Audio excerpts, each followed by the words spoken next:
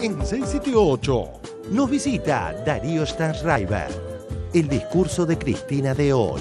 Nosotros queremos cumplir con el 100% de los acreedores. Solo pedimos que nos generen condiciones de negociación justas y de acuerdo a la Constitución argentina y a las leyes nacionales y a los contratos que también firmamos como país con ese 92,4% de nuestros acreedores.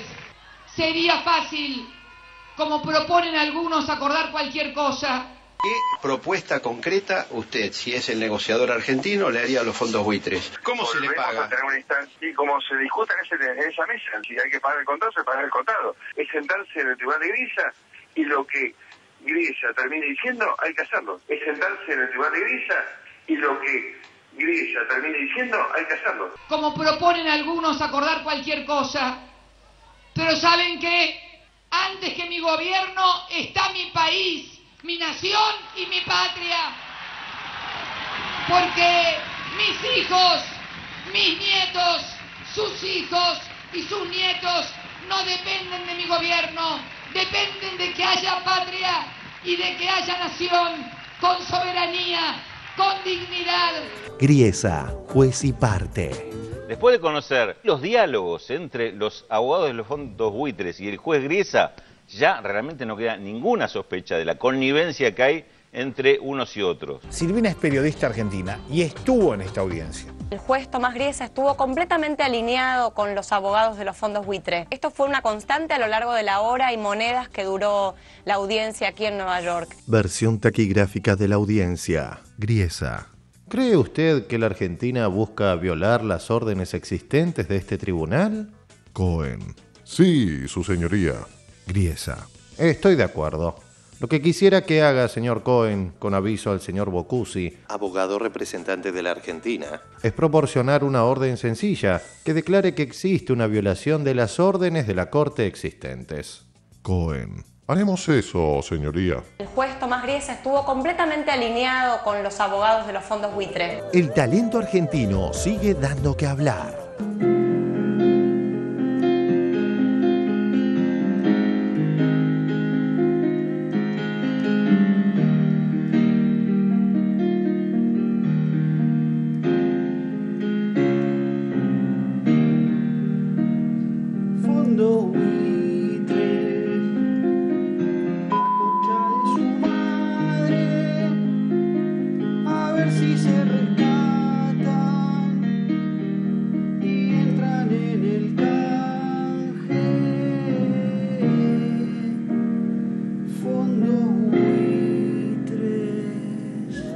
Campagnoli agradeció a sus caceroleros, pero no dijo nada sobre las graves denuncias.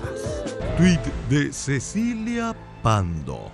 Sin justicia no hay república. Miércoles 18 de junio a las 19 horas, Avenida de Mayo 760. Difundilo. Y acordate que se está convocando una marcha para este miércoles en defensa de Campagnoli y contra la impunidad. Avenida de Mayo 760, el miércoles a las 7 de la tarde.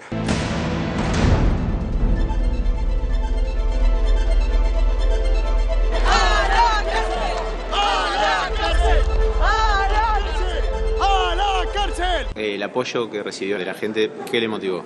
Bueno, fue la verdad que increíble, me produjo una gran emoción. ¡Sos una chorra! Que devuelvan la guita y con esto que paguen lo que deben. Buitres es el Estado corrupto, por esto. Por esto estoy. Me produjo una gran emoción. Campagnoli fue enviado a juicio por falsificar un objeto procesal, algo gravísimo en la actuación de un funcionario público a cargo del ejercicio de la acción penal. Las cosas que los medios no te cuentan. La última del diputado Massa. En Infonews. Tigre. Massa intervino y arruinó una jura a la bandera.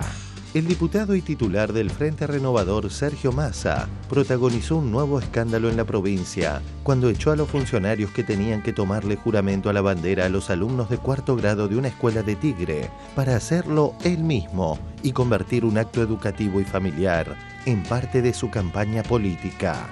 Ahora los niños deberán volver a realizar el acto ya que la jura carece de validez porque el Reglamento General de Instituciones Educativas indica que debe ser tomado por la máxima autoridad educativa presente.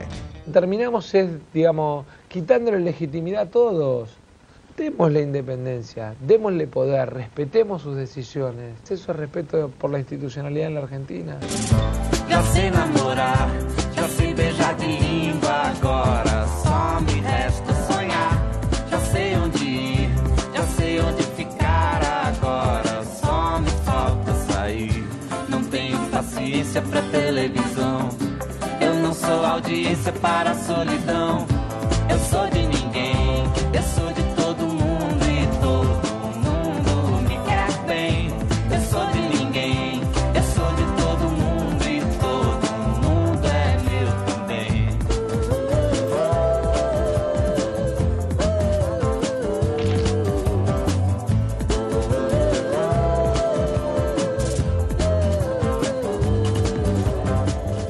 Otro día de fenomenales noticias.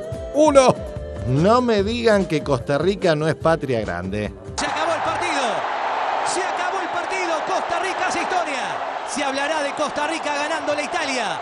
Y se meten en los octavos de final de la Copa del Mundo. 2.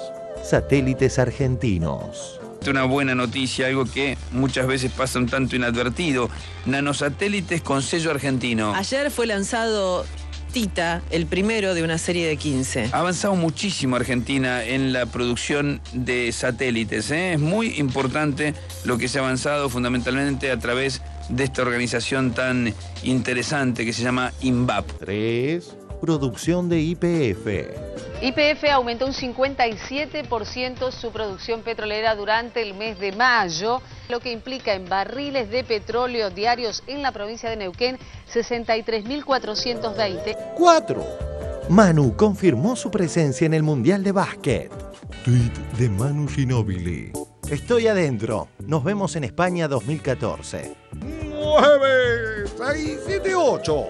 Los que alteraron el inconsciente, de los que ya sabés. Vamos a arrancar por el que para mí, con poco, fue la figura del partido. Estoy hablando de Lionel Messi. Para mí, Lionel Messi, 6 puntos. Marce, disculpame, vos sos especialista. Lionel Messi se merece 7 puntos. Para mí, 8. Não tenho paciência pra televisão, eu não sou audiência para a solidão. Eu sou de ninguém, eu sou de todo mundo e todo mundo me quer bem. Eu sou de ninguém, eu sou de todo mundo e todo mundo é meu também.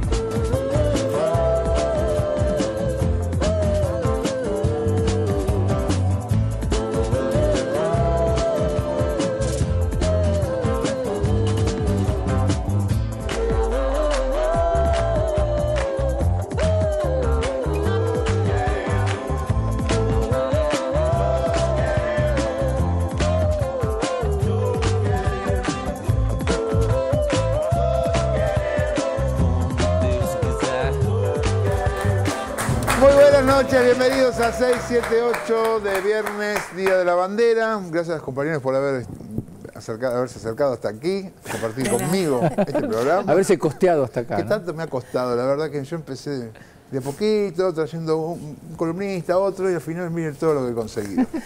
Bueno, hoy vamos a estar hablando sobre los temas de esta semana, por supuesto los fondos buitres, vamos a tener mucho sobre el Mundial, debates tremendos, y hoy lo tenemos justamente para todo esto al señor Darío Steinreisberg, que es filósofo, profesor de filosofía, docente en la UBA, docente en Flaxo. Lo conocerán porque lo pueden ver en Canal Encuentro, Haciendo Mentiras la Verdad, un programa que habla sobre filosofía. Este año ya llega la 3ª temporada, un programa premiado en el mundo todo. También lo podemos escuchar en la Radio Metro, el Metro y Medio con Weinreich. Y ¿qué más? En un libro, este año ha publicado, al principio de año, finales del año pasado, el libro ¿Para qué sirve la filosofía? Pero ahora ya en el sumum del delirio filosófico, de su enfermedad por difundir la filosofía, tenemos Desencajados, que es filosofía y rock. Sí, es una mezcla, un diálogo entre la filosofía y la música, sobre todo el rock nacional. ponemos a dialogar a Nietzsche, Platón, Derrida con Charlie, Fito, Spinetta, Cerati. Lo hacemos en el ND Ateneo, una sala buenísima y la verdad que muy contentos porque con mucha gente. Con mucha gente estuviste en Rosario, me decías si fue también cualquier cantidad de gente. Estuvimos ayer en Rosario, estamos girando por el país y llevando como esta posibilidad de fusionar la filosofía y la música por todos lados. Ahora el 4 y 5 de julio hacemos el ND Ateneo. 4 y 5 de julio en el ND Ateneo. Bueno, Radio, gracias por estar acá. Nos vamos a ver el primero de nuestros informes que se llama... No a los fondos buitres, Griesa, juez y parte también, digo. Ahí vamos. No a los fondos buitre. El discurso de Cristina de hoy. Nosotros queremos cumplir con el 100% de los acreedores, queremos cumplir con el 92,4% que accedió a ingresar al canje del 2005 y del 2010 y también queremos cumplir con los que no ingresaron. Solo pedimos que nos generen condiciones de negociación justas y de acuerdo a la Constitución argentina y a las leyes nacionales y a los contratos que también firmamos como país con ese 92,4% de nuestros acreedores. La relación entre el juez Tomás Griesa y los fondos buitres. Después de conocer los diálogos entre los abogados de los fondos buitres y el juez Griesa, ya realmente no queda ninguna sospecha de la connivencia que hay entre unos y otros. Silvina es periodista argentina y estuvo en esta audiencia. El juez Tomás Griesa estuvo completamente alineado con los abogados de los fondos buitre. Había una completa alineación entre el juez Tomás Griesa y los abogados de los fondos buitre. Esto fue una constante a lo largo de la hora y monedas que duró la audiencia aquí en Nueva York. La frecuencia con la que le daba la palabra a los abogados representantes de los fondos buitre era mucho mayor que la que le brindaba a los representantes del gobierno argentino. La justicia en Estados Unidos parece que no es influenciable. En Estados Unidos la justicia es realmente independiente y lo que esté pasando en términos políticos no lo afecta. La Corte Suprema norteamericana no es influenciable. La Corte Suprema norteamericana fue independiente. El juez Tomás Griesa estuvo completamente alineado con los abogados de los fondos buitre. Esto fue una constante a lo largo de la hora y monedas que duró la audiencia aquí en Nueva York. La audiencia de Griesa con el abogado de los fondos buitre y el abogado argentino de anteayer, donde está del lado de los bonistas de una manera casi escandalosa. Por ejemplo, empieza la audiencia diciéndole al abogado de los fondos buitres, señor Cohen, ¿qué más necesita además de las medidas que ya instrumentamos para que usted pueda cobrar lo que está pidiendo? ¿Que le vaya a planchar una camisa a la casa? Más o menos que era por ese lado, así que es bueno, llamativo cómo se maneja este juez. Versión taquigráfica de la audiencia. Griesa. Señor Cohen, ¿qué es lo que necesita además de lo ya establecido? Robert Cohen, abogado de los fondos buitre. Corremos el peligro, su señoría, de que las entidades bonistas que no están bajo su jurisdicción puedan elaborar algún mecanismo de cooperación con la Argentina. Tenemos que tomar medidas en otras jurisdicciones para que eso no suceda. Está diciendo el juez lo que tiene que hacer. Es muy gracioso, si no fuera tan doloroso. El diálogo, según la versión taquigráfica, transcurrió así. Griesa. ¿Cree usted que la Argentina busca violar las órdenes existentes de este tribunal? Cohen. Sí, su señoría. Griesa. Estoy de acuerdo. Lo que quisiera que haga, señor Cohen, con aviso al señor Bocusi, abogado representante de la Argentina, es proporcionar una orden sencilla que declare que existe una violación de las órdenes de la Corte existentes. Cohen. Haremos eso, señoría. El juez Tomás Griesa estuvo completamente alineado con los abogados de los fondos buitre. Esto fue una constante a lo largo de la hora y monedas que duró la audiencia aquí en Nueva York. Dijo Griesa sobre el discurso de Cristina. Habría sido mejor si ella no se hubiese referido a una extorsión. Eso habría ayudado. En Estados Unidos la justicia es realmente independiente y lo que esté pasando en términos políticos no lo afecta. Acá es una decisión injusta, para no exagerar en adjetivos, de la justicia de Estados Unidos. ¿Qué le tiene que importar al juez Griesa? ¿Quién tiene razón? ¿O si un ministro de Economía lo maltrata, o si una presidenta lo destrata? Dijo Griesa sobre el discurso de Cristina. Habría sido mejor si ella no se hubiese referido a una extorsión. Eso habría ayudado. En la justicia de Estados Unidos, en la corte, en los juzgados, se tiene muy en cuenta la palabra de los protagonistas y también los títulos de los diarios. Yo fui en febrero del año pasado a Nueva York, a la audiencia de la Cámara de Apelaciones de Nueva York. Y ahí lo que vos decís fue muy claro, porque los abogados de los fondos buitre presentaron como documentación titulares de Clarín, de La Nación, con discursos de la presidenta criticando el fallo de primera instancia de Grecia en contra de Argentina. El juez muchas veces, y si usted lee los fallos del juez en primera instancia, muestra recortes de la prensa argentina, algunos de los cuales ha escrito ustedes también y que constan en la causa. ¿Qué le tiene que importar al juez Grecia? ¿Quién tiene razón? ¿O si un ministro de Economía lo maltrata, o si una presidenta lo destrata? Creo que es necesario, y he dado instrucciones a nuestro ministro de Economía para que nuestros abogados le soliciten al juez que genere las condiciones para poder llegar a un acuerdo que sea beneficioso e igualitario para el 100% de los acreedores, porque hay normas que cumplir, leyes que respetar aquí y también en el país donde se dictó la sentencia. Vos me conocés a mí, vos sabés que yo soy opositor desde lo económico a este gobierno, pero la realidad, porque yo lo padecí en el 2002 también, la verdad que hay gente, argentinos, que no sé para qué lado patean. Alfredo Leuco, buen día, Alfredo. Me agarraste escribiendo una carta abierta al juez Griesa, ¿no? Estimado Mr. Thomas Griesa, me dijo usted con el fin de poner en su conocimiento las distintas costumbres y valoraciones que hay en nuestro país. Sepa que pronto le van a mandar la AFIP para que le haga una inspección integral, que lo van a insultar por televisión en un programa que se llama 678, God Save the Queen. En Inglaterra tiene un significado. Acá significa Dios salve a Cristina, o Dios nos libre y nos guarde. Hay sutilezas que usted no entiende, Mr. Griesa. Por eso se atrevió a fallar en contra de nuestro país. La verdad que hay gente, argentinos, que no sé para qué lado patean. Tweet de Laura Alonso del domingo. De vuelta en Washington, espera una semana llena de actividades con Vital Voices. Ya les iré contando. Buen domingo y que gane Argentina. A ver qué relación hay entre Alonso, Washington y Vital Voices. Acá Infonews, enero 2013. Fondo Buitre financia una ONG vinculada a una diputada del PRO. El magnate Paul Singer, propietario del fondo NML Capital que solicitó el embargo de la fragata Libertad en Ghana, es uno de los financistas de la Fundación Vital Voices, cuya cofundadora en Argentina es Laura Alonso. Entre los principales financistas con un aporte de $100.000 o más, no está especificado el monto, figura la Fundación Paul Singer, del empresario titular del fondo buitre que desde hace años mantiene un litigio con la Argentina en representación de los bonistas que quedaron fuera de los canjes de deuda propuestos por el país. Y cuando opinó del fallo de la Corte norteamericana, adivinen contra quién cargó las tintas. Ni con el Mundial logran tapar el desastre internacional que ha sido el gobierno de CFK para la Argentina. Y dicen que celebremos.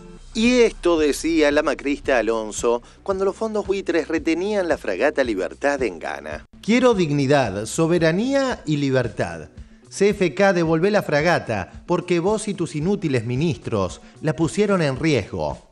La famosa frase de traidor a la patria a veces hay que recuperarla, porque hay argentinos, más allá de sus intereses, que hacen comentarios en contra de los intereses de la patria. ¿Qué propuesta concreta usted, si es el negociador argentino, le haría a los fondos buitres? ¿Cómo se le paga? A tener una instancia, y como se discuta en esa mesa, si hay que pagar el contado, se paga el contado. Es sentarse en el tribunal de Griesa y lo que Griesa termine diciendo, hay que hacerlo. Es sentarse en el tribunal de Griesa y lo que Griesa termine diciendo, hay que hacerlo.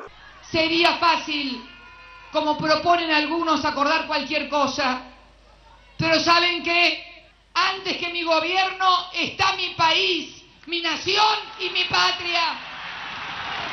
Porque mis hijos, mis nietos, sus hijos y sus nietos no dependen de mi gobierno, dependen de que haya patria y de que haya nación con soberanía, con dignidad, con posibilidades de crecimiento, de educación, de salud y de vivienda. Por eso vamos a seguir trabajando y por eso le pedimos la unidad nacional a todos los argentinos.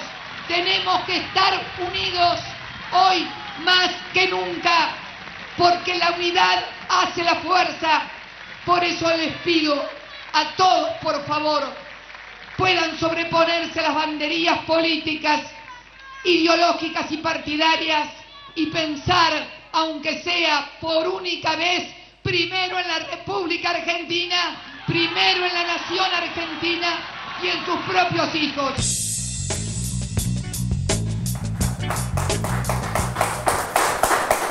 Bueno, muy bien. Yo les recomiendo leer la carta de Leuco. Porque como argentino da vergüenza, pero yo soy humorista. Como humorista me dio una gran envidia, porque es alucinante, es muy gracioso lo que hizo Leuco ahí con su carta. ¿Cómo lo ve la filosofía de Steinreiber? No, más que la filosofía, o sea, es un tema, me parece que, digamos, claramente, es un tema económico que hace al proyecto económico en el que está nuestro país, en tiempos donde la economía y la política están como librando una interesante batalla. Me parece que estamos en presencia de un retorno, de una andanada, que lo que busca es como tratar de tirar atrás, digamos, estos años en los cuales el Estado fue adquiriendo un lugar diferencial. Me parece, por ahí leí alguna nota en algún diario, que tiene que ver con un proyecto más amplio, digo, más allá de lo específico del caso.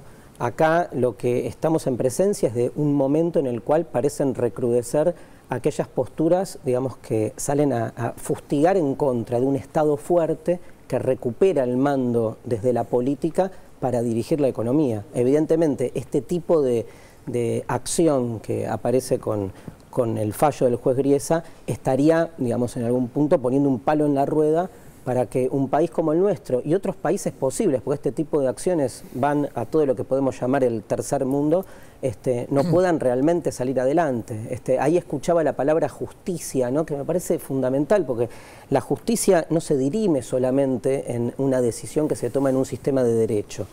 Digamos, el derecho siempre implica una toma de posición, la justicia es infinita, la justicia tiene que ver con una totalidad.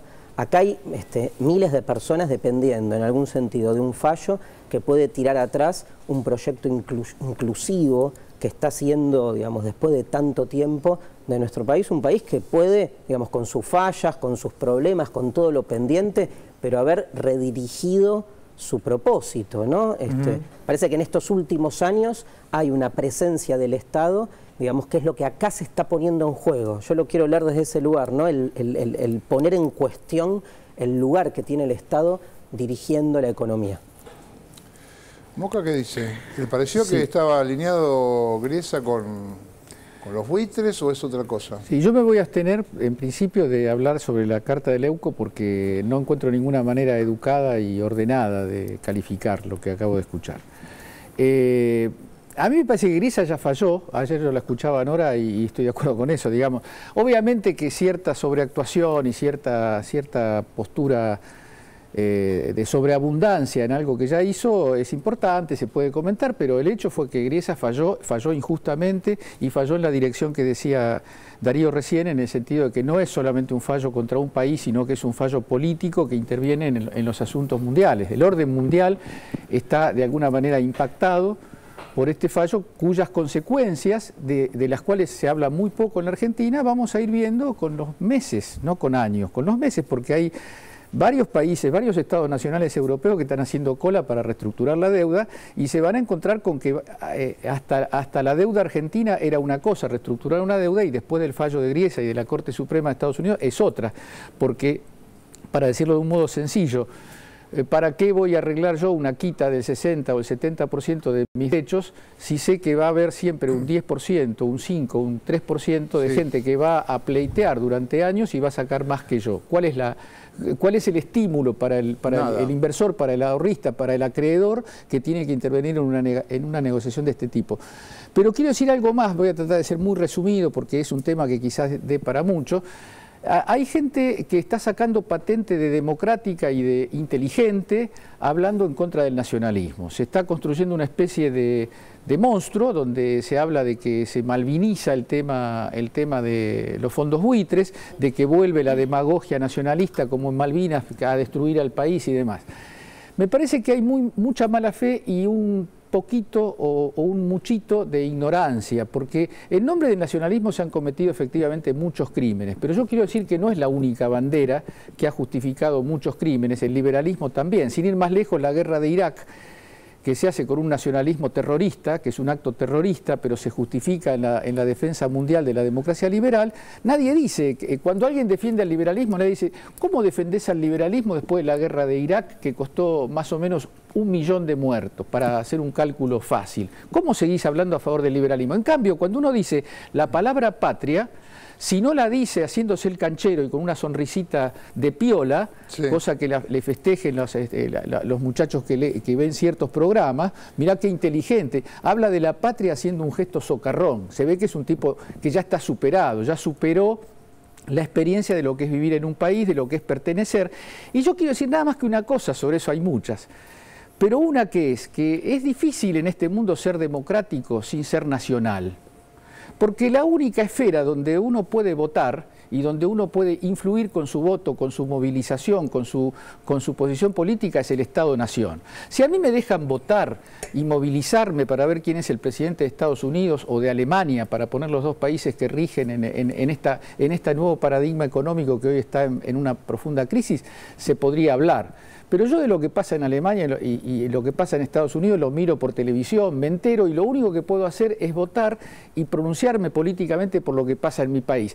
Ahora, yo veo los piolas, los inteligentes que denigran el Estado Nacional y el nacionalismo, entienden como completamente un orden completamente normal que un juez y que una Corte Suprema de Estados Unidos falle sobre asuntos de la soberanía nacional argentina. Ese es el mundo justo, democrático y liberal que piensan algunos. Hay que discutir, hay que evitar caer, digo yo, hay que evitar caer en la provocación de la estupidez, algunas de las cuales hemos visto acá. Esa carta es un acto de barbarie, de estupidez tal que a uno le da ganas de hablar de la Carta de Leuco. ¿Por qué vamos a hablar de la Carta de Leuco si la Carta de Leuco es una estupidez? Discutamos la nación, discutamos el Estado-Nación, discutamos la globalización, hablemos en serio. Me parece que esto es importantísimo. Y la otra es no permitir que nos hagan entrar en pánico, porque acá la táctica, uno agarra los portales de los principales, de los diarios que todos sabemos y parece que ya estuviéramos al borde del naufragio como comunidad. Y yo recuerdo que estuvimos al borde del naufragio. A los que leen Clarín y La Nación, a los portales de Clarín y La Nación, yo les recuerdo que de diciembre de 2001 hasta el 2003, hasta que asumió Néstor Kirchner, el país estuvo efectivamente al borde del naufragio como comunidad política. No se nos puede vender esa amenaza como real. Vendida además por los mismos que fueron cómplices y factores principales de haber llevado al país a esa situación. Así es. Moyano, ¿qué me cuenta? Me parece que hay como varios puntos. El primero que quisiera destacar es algo que dijo la presidenta hoy, y es que ella dijo la deuda en el 2001 hizo implosionar la economía, pero también las instituciones. Me parece que por ahí es algo que pasa, se puede decir como medio de modo liviano, pero que va al nudo de algo que no nos pasaba en la Argentina, y es que nosotros pudiéramos entender que una medida absolutamente financiera, como fue el megacanje, como fue el llamado blindaje, no va al nudo de la deuda externa, va al nudo de la democracia. Porque si revienta la deuda externa, te revienta las instituciones, te revienta el país. Entonces me parece que eso, que ella lo dijo de modo como muy taxativo, y no lo retomó, digamos, dejó la frase ahí, y anterior a eso no se había referido a eso y con posterioridad tampoco, me parece a mí que es el nudo. Lo segundo es que la causa que tiene, si no me equivoco, es la Sala 2 de la Cámara Federal porteña sobre justamente el megacanje, sobreseyó a todos estos personajes argentinos, porque Mulford no se lo pudo agarrar al ideólogo y quedó en complicado cábalo el 6 de junio, hace nada. Y estos personajes, me refiero a Sturzenegger, Melconian y demás, que estuvieron involucrados en un proceso de... Algunos están muy preocupados por las comisiones que cobraron esos bancos y esos personajes, supuestamente, pero bueno, como prescribió no se sabe qué pasó. Yo estoy más preocupada que por los 100 y pico de millones de dólares de comisión, por los 55.000 millones de deuda que quedan para los nietos, los hijos, o sea... Y hay todavía una mirada como, pero las comisiones que cobraron, sí, pero ¿y el número de la deuda externa? Entonces me parece que recién ahora estamos empezando a hablar de qué se trata eso, cuál es la diferencia con la deuda del Club de París. Y me parece que eso es discutir lo que está pasando en este momento. Y para lo último que quería decir, yo estoy asombrada un poco en la línea de lo que decía Edgardo recién, del cinismo con el que algunos personajes abordan este tipo de cuestiones, como una especie de celebración, ajajaja, qué divertido que es, mirá cómo le sale mal a los Kirchner esto de acordar, pero, o sea, ¿qué se piensan? ¿Que cuando a este gobierno le vaya mal con eso van a estar todos mucho mejor? Sobre todo que son los mismos que decían hace semanitas nomás, la deuda que le dejan a los futuros gobiernos con el Club de París. Y hay un personaje muy menor, pero que ha aparecido en varias de estas cosas sucias que yo no lo voy a ni nombrar porque es muy menor.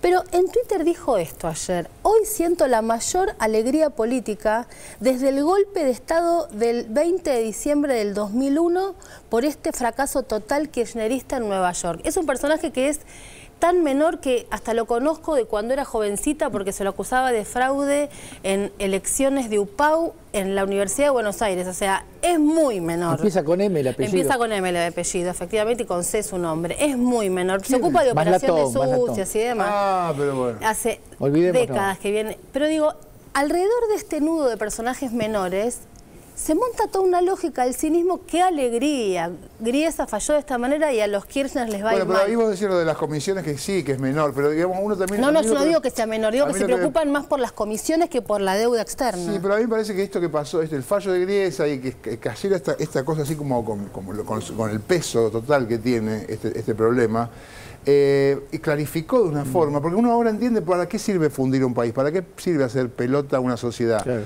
Para que venga Paul Singer y con $1 se gane 1.500 dólares. O para que nuestros supuestos economistas se lleven las comisiones. Y ahí quedó muy claro en este caso. Sí, por ¿para eso qué sirve destruir una sociedad y un país? Los que celebran y los que no, lo único que no van a poder negar es que este proceso político fue el que agarró los telones, los corrió y dijo: señores, la cosa es así. ¿Sí? Y estamos todos viéndolo, después cada uno verá. ¿Dice algo por ahí? Sí, no, qué sé yo, varias cosas. Por un lado, me parece que estamos en un momento en el que lo que se está planteando es la posibilidad de abrir una negociación, ¿no? Fuera de toda la hojarasca, de toda la pirotecnia, de toda la barbarie y la bajeza de algunos personajes menores. Sí. Por otro lado, me parece que tampoco se puede, digamos, minimizar la actitud de gran parte de la dirigencia política, del radicalismo e incluso de los economistas que rodean a Massa en el Frente Renovador, como lo escuchábamos a Piñanelli, que no tienen una actitud, digamos, de destrucción o de entrega frente a lo que está sucediendo, sino una actitud más responsable. Y los socialistas hoy también. Y los socialistas hoy, que lo vimos en el acto en Rosario. Entonces me parece que hay una gran diferencia, por suerte, que algunos periodistas o personas que tienen un micrófono enfrente son aún hoy mucho más rastreros que dirigentes políticos que fueron elegidos por el voto popular. Y me parece que en esta situación, está mostrando cierta madurez política que espero que se corrobore en los hechos cuando esto avance en un proceso de supuesto diálogo o ver cómo se sale de esta encerrona con estos sátrapas del sistema capitalista, ¿no? Porque estamos hablando con lo peor del sistema capitalista. Entonces, me parece que hay que diferenciar eso, que no es lo mismo un tipo que habla, que dice las sandeces que dice, que la verdad que no es la primera vez, son muchas, qué sé yo. Hasta ha desafiado a duelo a un bloguero, digamos, es la misma persona, ¿no? ¿Este desafía a duelo? Y sí, en su momento, bueno, entonces es la misma lógica. No, está bien, Maslatón, no sé. No, ese es otro. Con él empieza eso. Leuco. Exacto. No, pero Leuco lo escucha un montón de gente en Radio Mitre, digo, tampoco minimicemos. También son gente que generan un humor bien, que pero es... pero hay una minoría social que puede resultar muy bochinchera, pero que no representa a la Argentina, la verdad, y no representa incluso a muchos votantes. Si uno ve lo que ha sucedido, incluso en el debate interno de Faunen, la única que sale absolutamente fuera de control es Carrió. Sí. El resto, los que son, digamos, tratan de tener cierta seriedad. Carrió vive fuera de control. Cierta seriedad y cierto futuro como dirigentes de este país tienen una actitud más racional, porque además son conscientes de que la deuda esta que se está negociando fue contraída por todos los gobiernos anteriores. Dictaduras y democracias previas al kirchnerismo. Entonces, obviamente que hay una continuidad jurídica y por eso el Estado y el gobierno que está ejerciendo el poder en ese momento se tiene que hacer cargo de esto. Pero la responsabilidad de la forma en que se contrajo esa deuda, como decía Mariana, solo tomar el megacanje, que se incrementó la deuda en 58.000 millones de dólares, digamos, esos tipos que fueron responsables de eso, excepto que seas Tomás Liendo, que hoy firma una columna de opinión en La Nación como abogado, no se hace cargo de nada. Porque fue secretario legal y técnico de Cavallo en el último cargo que tuvo. No creo. Bueno, entonces, la verdad que hay que diferenciar, aún en esta situación límite, ¿no? Diferenciar, tranquilizar un poco.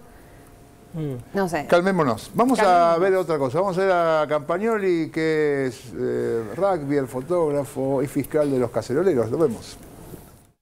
Campagnoli agradeció a sus caceroleros, pero no dijo nada sobre las graves denuncias. Mientras el vicepresidente de la Nación pidió declarar, y más aún, que se televise la audiencia, el fiscal Campagnoli, a quien te venden como ejemplar, se negó a prestar declaraciones, siendo todos sus testigos periodistas opositores. Los que, evitando referirse a las graves denuncias contra Campagnoli, convocaron a una marcha espontánea en su favor, a la que asistieron alrededor de 500 personas. Lo que fue especialmente agradecido por el hombre que copia textualmente los escritos de los abogados de Clarín.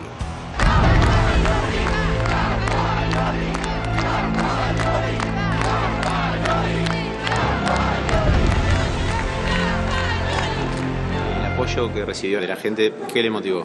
Bueno, fue la verdad que increíble, nos produjo una gran emoción que nunca me hubiese imaginado. José María Campagnoli se negó a declarar en la primera audiencia. Hoy fue día de periodistas mediáticos. Presentados por la defensa de Campagnoli, que esto no es un dato menor. Vengo de la declaración judicial. A ver, con este tribunal es obvio que a Campagnoli lo van a joder, digamos, no hay manera. Se metió a falsificar una investigación que lo tenía a El Ascar como imputado, transformándolo muy arbitrariamente en víctima para realizar medidas probatorias que por supuesto difundió mediáticamente porque ese es el gran objetivo.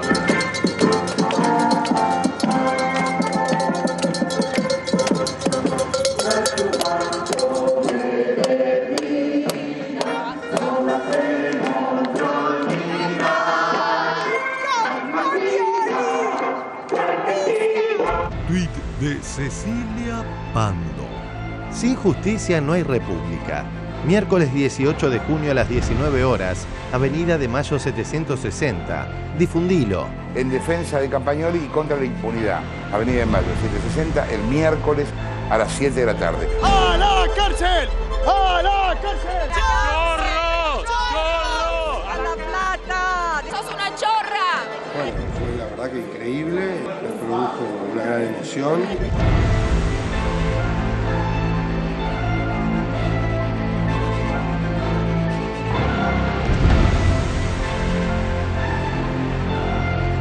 Que devuelvan la guita y con esto que paguen lo que deben. Buitre es el Estado corrupto, por esto. Por esto estoy. Por esto. Por esto estoy.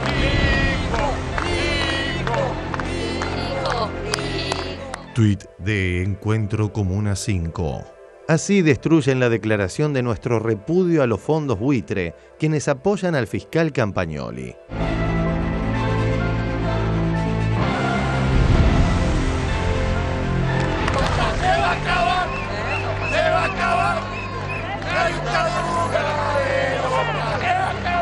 Bueno, fue la verdad que increíble.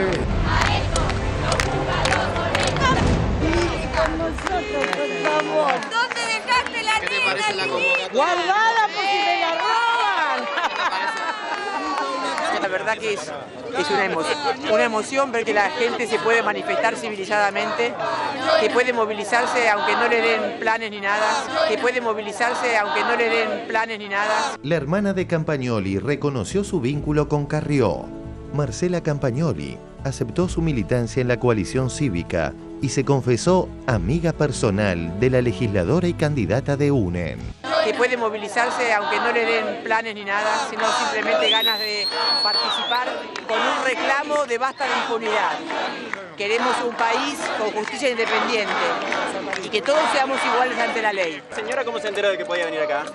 ¿Cómo me enteré? Sí. Por la televisión. Ah, ¿por dónde? Por la Nata también. Por la Nata, por TN y por Mitre. Campagnoli, la gente reaccionó, lo apoyó masivamente en una marcha totalmente espontánea. Acordate que se está convocando una marcha para este miércoles en defensa de Campagnoli y contra la impunidad.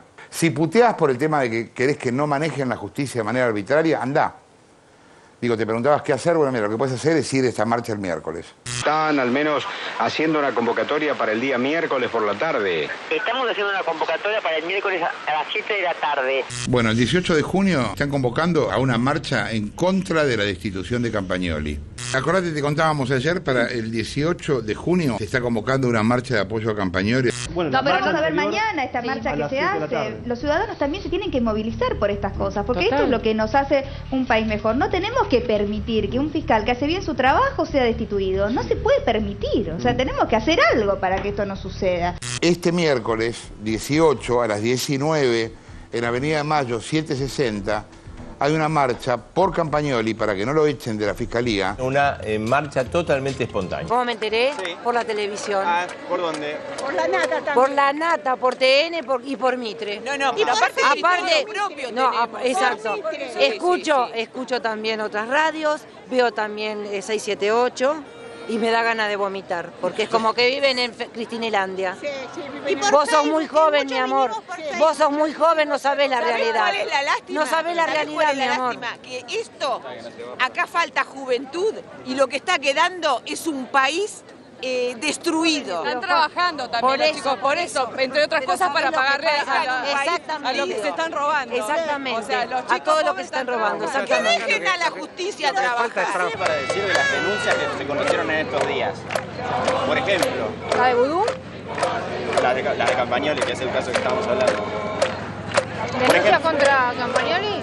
Sí, las que surgieron en los distintos diarios, en los medios. La verdad es que me parece que hay que distinguir lo que son operaciones de cosas que dicen contra Campagnoli. ¿Cuáles cree que son las operaciones? No sé, porque usted se refiere a cosas que yo no conozco de Campagnoli. ¿Cuáles cree que son las operaciones? No sé, porque usted se refiere a cosas que yo no conozco de Campagnoli. Campagnoli no está afrontando un juicio político porque intentó involucrarse en la cuestión de Baez, sino porque cometió el error de incorporar a la causa sin darse cuenta una fotocopia del estudio San Valiente, que es el estudio del Grupo Clarín, en donde le dictaban a él cómo tenía que hacer la acusación.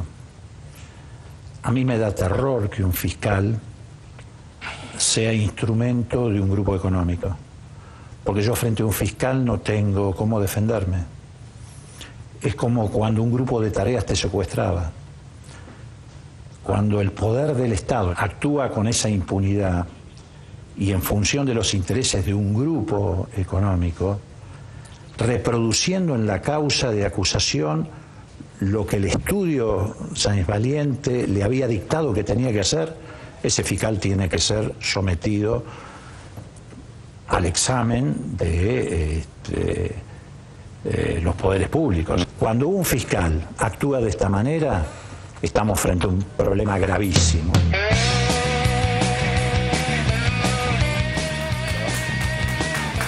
Muy bien, bueno, a ver qué le pareció a Steinreiber.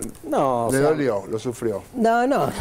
Lo que me parece es que como tomo los dos informes, ¿no? Con el tema anterior también. Me parece que hay una cuestión de circulación de la información que se vuelve como fundamental en estos tiempos y que es algo que por suerte lo venimos notando a partir de una decisión de poner, digamos, de poner en la palabra, de que circule por los medios todo lo que pasa a un nivel de cierta especificidad. Digamos, hay temas muy técnicos, el tema de los fondos buitres, que tiene de un tecnicismo económico muy específico. Toda la causa, digamos, que gira alrededor de Campagnoli, también, digamos, entramos en las tramas propias del mundo del derecho, que entonces, en la medida en que uno no conoce de manera acabada, de manera desplegada, todo lo que allí sucede, genera estas reacciones, digamos, propias también de nuestros tiempos mediáticos, donde las partes en pugna toman rápidamente partido. Entonces, sobre Campagnoli es a favor o en contra a partir de las 3 o 4 cuestiones que uno escucha en la televisión y no se permite por ahí indagar un poco más y ver qué otros elementos hay detrás de todos estos fenómenos. Porque evidentemente si uno se queda con lo primero que aparece y lo hace encajar en una posición previa que tiene, entonces utiliza esto a favor o en contra del gobierno, del medio que sea, ¿no? Lo que uno ve en este informe es un poco eso, es como que pase lo que pase, el que está en contra va a tomar lo que sucede para afianzar y afincar su lugar contrario. Y me parece que eso, digamos, no es bueno, o no ayuda a una sociedad más democrática. Yo entiendo la democratización como la capacidad que tenemos de, digamos, de encontrarnos con la mayor cantidad de información disponible para generar nuestro propio juicio, nuestra propia opinión, ¿no? Y me parece que vivimos tiempos donde esa situación de una información que al mismo tiempo se presenta y al mismo tiempo se oculta es una situación muy ambigua y no ayuda.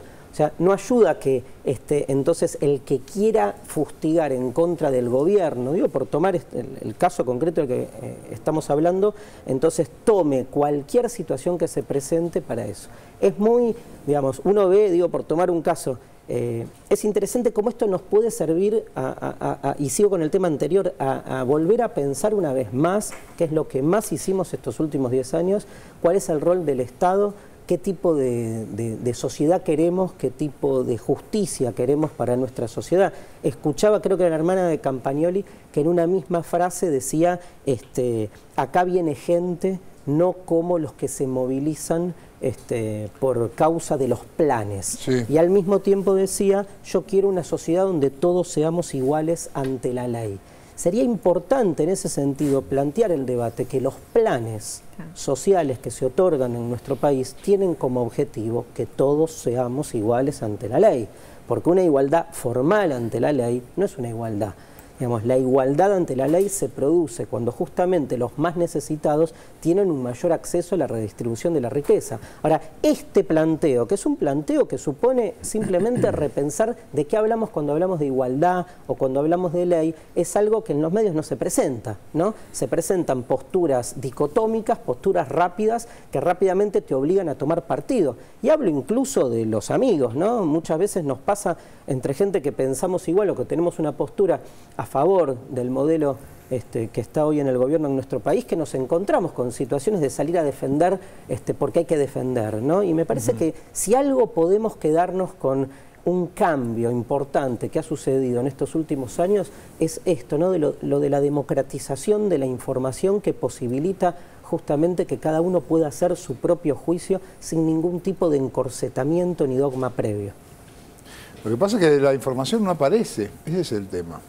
La información... no está la información. En el caso de Campagnoli no está. Es interesante, la Nata, después de haber ido a declarar como testigo de Campagnoli, cuando hace su crónica en su programa, dice que, bueno, puede ser que Campagnoli haya hecho algo que no correspondía, pero todo fue en pro de hacer justicia, Claro. fue por su ansia de llegar a la No se verdad aguantaba que más. violó toda clase de, digamos, de jurisdicción y de cambio de objeto procesal, ¿no? Como un viejo Charles Bronson. Yo ya estoy grande, pero ¿qué dice Barón hablando de que Y estamos escuchando grandes? como siempre atentamente y aprendiendo cosas de lo que van diciendo, y me quedé con la palabra, con lo nacional, con los nacionalismos, tal cual lo explicó Edgardo, no voy a redundar.